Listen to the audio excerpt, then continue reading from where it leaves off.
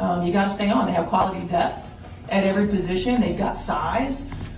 They've got elite skill set. And so for us, we got to be on, and we got to be attentive, and we got to be aware the entire possession defensively. It's going to take a lot out of us. This is not. We can't just go out and try to outscore Dallas. They can score too. So we've got to be really intentional defensively in our coverages and executing our coverages. But we got to take one possession at a time. Green light one. Trust is the hardest currency to earn in professional sports and also the easiest thing to lose instantly.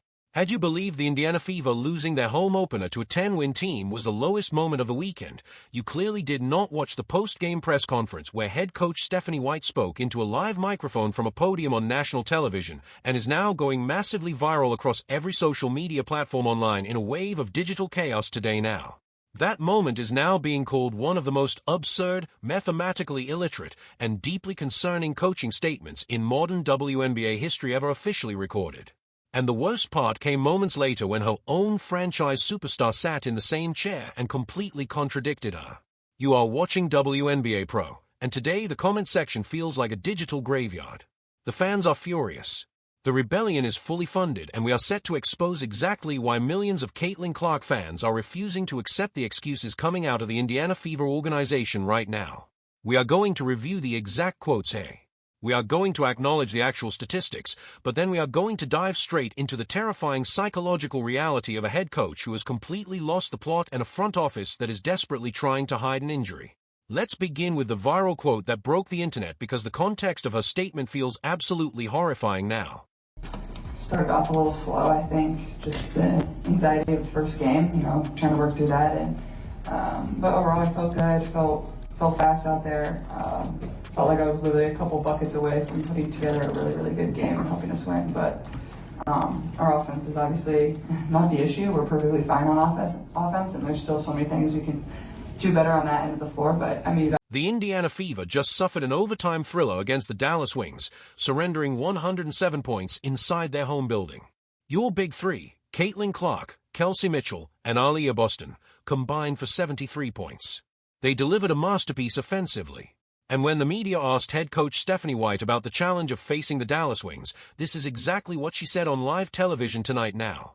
Again, on the floor, learning how teams are going to play differently against us with all of those three and the rest of our core back together on the floor. And so we got to be patient with that process. I know we want it instantaneously, and that's kind of the world we live in. Everybody wants everything right now. But I think we give each other grace and give ourselves grace through this process. But these guys are competitive. Embarrassing. I want you to truly feel that sentence sink deep into your mind. We cannot simply step out and attempt to outscore Dallas. Are you seriously kidding me? Are you truly trying to insult the intelligence of Fever Nation? You have Caitlin Clark, the most electrifying offensive engine and playmaker in women's college basketball history ever. You have Kelsey Mitchell, an All-NBA first-team shooting guard who just dropped 30 points tonight. You have Aaliyah Boston, elite interior scoring force. Your entire franchise identity, your entire multi-million-dollar business model is fundamentally built on the simple premise of outscoring every opponent. If you are the head coach of the Indiana Fever and you truly believe you cannot outscore a team that won 10 games last year, then you have absolutely no understanding of the roster you are coaching. It is the equivalent of the head coach of the Kansas City Chiefs staring into the camera and saying, well, we cannot throw the football with Patrick Mahomes, so we just have to play better defense at absolutely any point in time. It remains a complete and total coaching surrender. But you do not have to believe my word for it. Let us listen to what Caitlin Clark said when she took the microphone just minutes later. Caitlin Clark looked at the press and said, our offense is obviously not the issue. We are perfectly fine on offense. Boom. A direct undeniable contradiction of her own head coach. Stephanie White is terrified of a shootout, while Caitlin Clark knows mathematically that scoring 73 points between three players means the offense did its job. But let us be completely fair and balanced here. Let us evaluate the defensive aspect of Stephanie White's statement logically because we call it down the middle on this channel. On paper, as a general basketball philosophy, White is correct about the Dallas Wings. Head coach Latricia Trammell, or Jose as White called her, is running a great system. The Wings have elite players in motion. Paige Bueckers and Aribo are phenomenal scorers. You absolutely have to be intentional defensively. The selection of a defensive mindset is defensible, but achievements and defensive philosophies do not erase the reality of the scoreboard. You gave up 107 points at home. You can talk about executing coverage all you want in the press conference, but when the opposing guards look like they are running a layup drill in an empty gym, your defensive philosophy is a failure.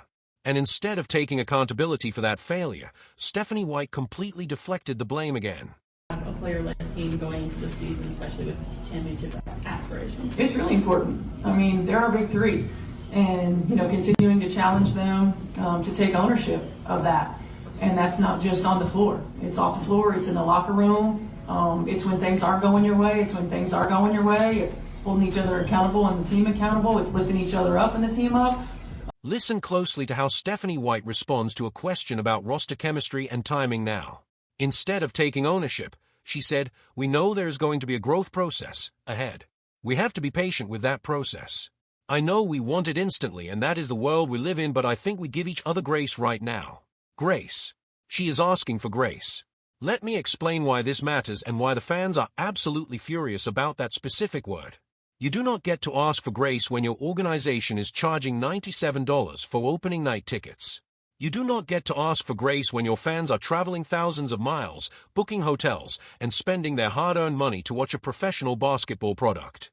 This is not a rebuilding franchise. This is not an expansion team. This is the most talented offensive trio in the WNBA.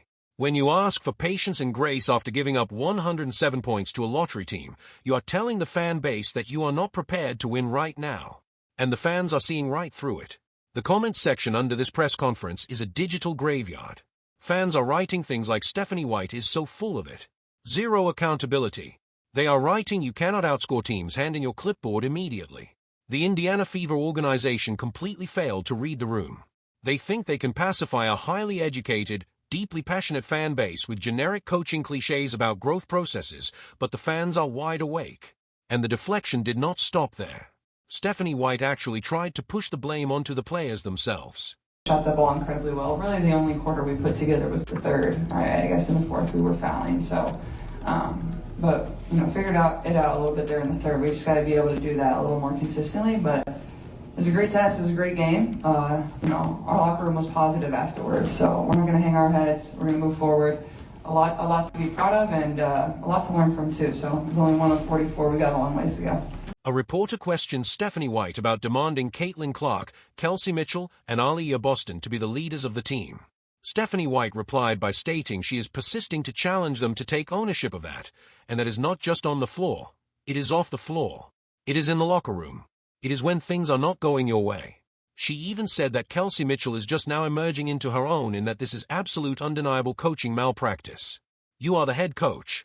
It is your job to take ownership when things are not going your way.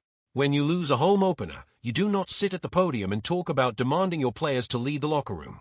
You sit at the podium, look the media in the eye, and say, "I did a terrible job preparing our defense tonight, and that loss is on me."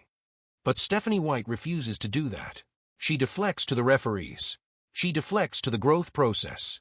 She deflects to the players' leadership. And this lack of accountability is infecting the entire culture of the team.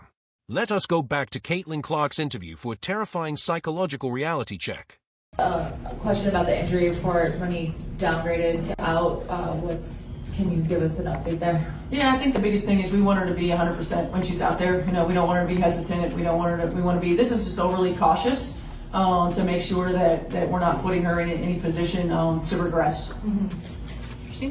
So, is you saying this? You made a couple of quick trips to the locker room. Was there a reason for that? Sorry, I was talking. Oh, my bad. Just getting my back adjusted. It gets out of line pretty quickly. So, just getting my back put back in place a little bit. But other than that, feel great. At the conclusion of her remarks, Caitlin Clark delivered something that made the entire basketball world stop breathing. She said that, our locker room felt positive afterward. So we are not going to hang our heads. We are going to move forward. A lot to be proud of. Let me pause you right there. You have just lost home opener. You have given up a coat +7. Your big three scored 73 combined points. And your bench produced exactly 5 points in 56 minutes. You lost to a team that won 10 games last season. And your locker room feels positive. Are you seriously kidding me? If this was the National Football League, if this was the Dallas Cowboys or the San Francisco 49ers, that statement would be a 5-alarm fire. If a team loses a completely winnable game at home because their defense collapsed, the head coach is yelling. The star players are throwing chairs. The locker room is a dark, angry, miserable place to be because true champions hate losing infinitely more than they love winning. There should be absolute pure basketball rage in that locker room. If the Indiana Fever players are sitting in the locker room feeling positive after that defensive collapse, then this franchise has completely lost its competitive edge. They have settled for mediocrity. They have accepted losing as long as everyone tried their best. That is a loser's mentality. And that mentality is a direct reflection of a head coach who preaches grace and patience instead of absolute dominance. But as terrifying as the psychology is, there's an even darker cloud hanging over this franchise right now. Let us talk about the massive medical cover-up that is happening right in front of our eyes. The media questioned Stephanie White regarding the injury report. White delivered heavily rehearsed PR-friendly answer. She said they want her at 100% when she is out there. This is just overly cautious to ensure we are not putting her in position to regress at all times. She made it sound like minor standard maintenance. Nothing to see here, folks, but